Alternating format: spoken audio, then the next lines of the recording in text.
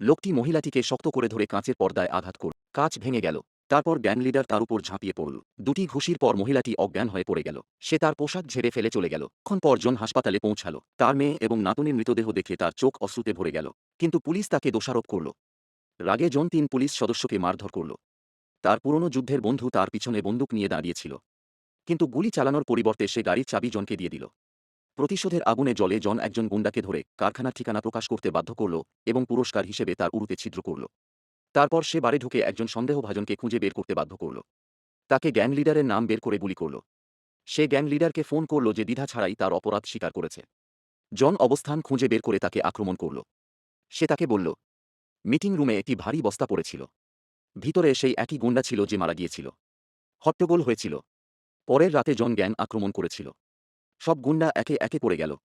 অবশেষে নেতা এগিয়ে এলেন, কিন্তু জন তাকে ধরে ফেললেন এবং সত্য কথা বলতে বাধ্য করলেন। এর আগে তার সামনে একটি খুন হয়েছিল, কিন্তু ভয়ে সে চুপ করেছিল এবং এর ফলে আজ তার পরিবার ধ্বংস হয়ে গেছে। রাগে জন নেতাকে ছুরি দিয়ে আঘাত করে। প্রতিটি আঘাতই প্রায়শ্চিত্ত, শ্রদ্ধাঞ্জলি।